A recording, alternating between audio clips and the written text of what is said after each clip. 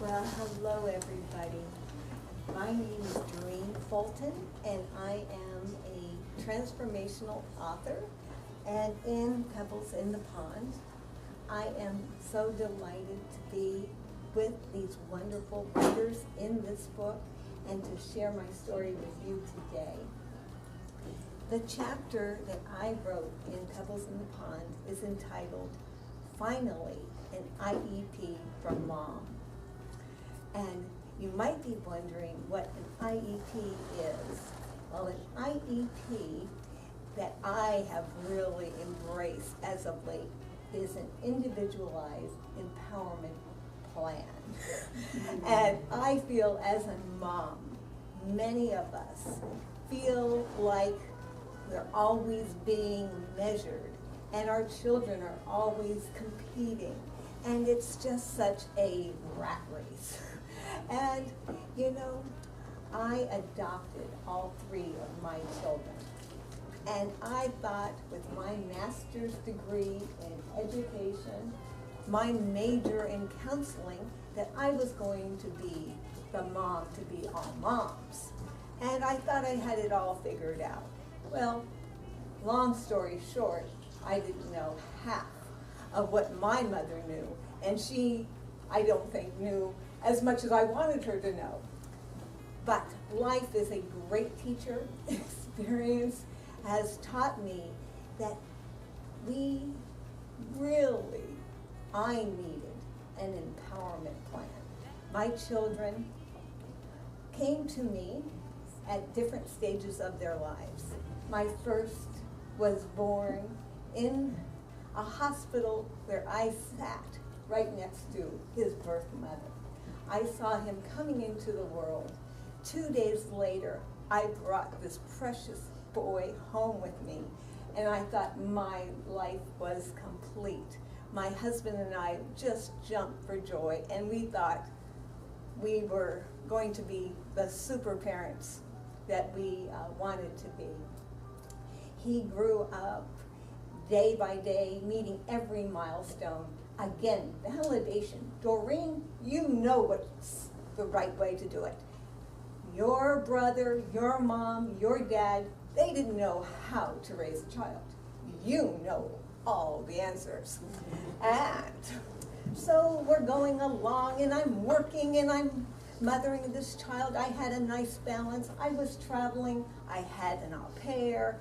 I had a support system. I thought, well, I did it well with one. Why not add to the fun? And so my husband and I tried to adopt again. And we had a couple of mishaps. And I thought, you know, these children here in America, they are often bounced from one foster home to another. And all of that is kind of confusing. So, you know, really what I want to do is I want to go to Latvia, and I want to adopt there. They're in an orphanage, they need homes, and I have a wonderful home for these kids. So when it came to going to Latvia, I thought I was sailing high. My husband stayed home in Northern Virginia with my oldest son. I flew to Latvia. I picked up this beautiful, blonde, blue-eyed little girl, and she was a pistol, and she was full of energy, and she embraced me. She had a younger brother, Robert, who was 3, and who I just loved. He had these wonderful, puffy cheeks, and he was just with twinkling blue eyes, and he had adventure in his heart. And you know, I was traveling with another guy who was picking up his kids, and he looked at my little Robert and he said, "Oh, you've got a little Dennis the Menace there." I said, "You're nuts. He just loves life, and I'm bringing him home." And you know, he has a language delay, but that doesn't bother me. In America, I'll just bring him speech therapist. It's gonna be great. I am loving life. I bring these children home. The neighborhood is embracing them. They're embracing me every day. Another present. More clothes come in, more toys arrive. I thought, I've got this made. And these kids are going to have fun, and I'm going to have fun with them. And so I go back to work, and I enroll them in speech therapy.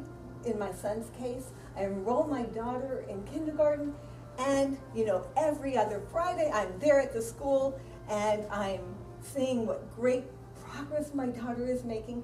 She knew no English when she arrived, but she was a little parrot, and she's, mimicking everybody. They love her. She's translating for her little brother, and he is loving life in his little preschool. Fast forward, my son, my youngest son, is now in 2nd grade. He's had speech therapy for 5 years at least, and he is struggling in school. I go to a PTA meeting, and they tell me there is no child left behind. No problem. It is our desire and our wish and our plan to make sure that no child is left behind. So I go to the next teacher conference, and I say, I was at that PTA meeting, and there's no child left behind. And my little boy is full of energy, he's full of excitement, and he's not reading. And what are you doing about it? I get this blank stare. Well, we have tried several different things, and he's just not really into it yet. And I said, well, there's no child left behind, so I just want you to step up your efforts a little bit more, and I want this child to read. And so I am off every 2 weeks, and I'll be coming in, and I'll be checking on just exactly what he did in the last 2 weeks, because I want to help at home, but I want to know what you're doing. Well, I think I started to have a little anger in my heart, and certainly they were not thrilled so much to see me arrive every 2 weeks. Well, this went on, and I became more and more agitated. I went to IEP meetings for him, and those were individualized educational plan meetings.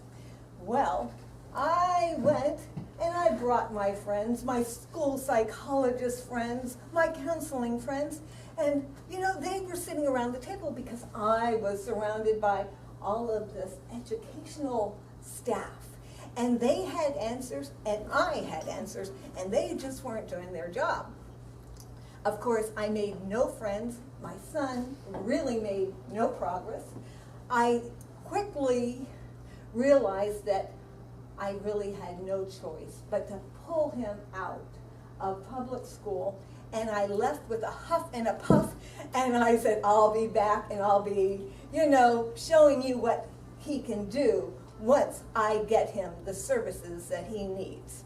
Well, long story short, I tried Linda Mood Bell, I tried special reading programs, I tried tutoring, I sent him to special schools, all with a very heavy price tag, but I wasn't concerned because I was going to go back, and I was going to show educationally, academically tested that he was now at grade level, where he had not been before, and I thought, I'm going to get all of that money back. And we're going to be doing so good. And this is what I had in mind, a perfect family and a perfect kid and a perfect me. Well, I tell you, I had a rude awakening because actually all of my venturing out, all of my plans really didn't go anywhere. And during that time, it was my darkest hour. My son started really acting out. He threw things at light bulbs, they shattered. He went to the elementary school. He, threw rocks at the windows. It was a bad period. and I didn't know whether or not I would make it. And, I no longer had any answers. Because I had spent a great deal of money in a private school where they were really trying to help him, I was told, sorry, Doreen, this is not the environment for Robert. I think he needs more than what we can offer. And I thought, what more is there? We've tried everything. Well, they suggested that I go back to the public school system. And you can only imagine how I felt about that and how I expected them just to welcome me with their open arms. Come, Doreen, come. We're so excited that you're back. Well, thank the Lord. When you start looking out for possibilities, this wonderful educator knew another educator who was in a public school, and she said, come, Doreen, you have tried so much, and if it doesn't work here, I'm going to work with you to get Robert the right services. At that point in time, I realized I was not alone. There were people who were in the educational system who had gone into the educational system because they had a special place in their hearts for young people who had inquisitive minds, who maybe didn't always fit the mold. They were there, and they were there to help me.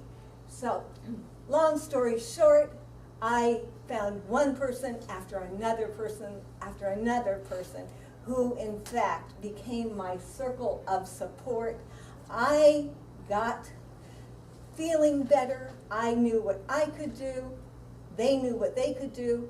And my son is graduating in June. In just another couple of weeks, he will be graduating. He's 20 years old. He has done things his own way. He's made a lot of progress. He is currently really looking forward to working. He's working now part-time at Costco, and he's feeling better about himself than he has in years, and he's driving, he's independent, and I didn't think that I would get there, but the fact is, when I was at my lowest point, I started looking outside of myself and looking for the gifts and the talents that were all around me. And we don't have to do it by ourselves. We don't have to be, encountering our biggest challenges alone. In fact, that's why we're here together. And I really want to get that message out to these moms who feel isolated, who feel stuck, and who don't necessarily have the answers and who are very angry. So I have created a coaching program for moms of young adults with special needs, because my whole idea is that now that the school system is fading, now that my son is graduating, these supports for him are dying off. And so my supports are sort of dying off because school will be over, the structure will be gone. So I, as a mom of a young adult with special needs, has to keep on showing up. Like a lot of moms have to keep on showing up. Just because our kids meet one milestone doesn't mean that they are necessarily ready for life. And so I have to be the best role model that I can be. I have to keep on learning so that, in fact, my son will do the same. So I thank you for your time and your attention, and life is good, but we can't do it alone.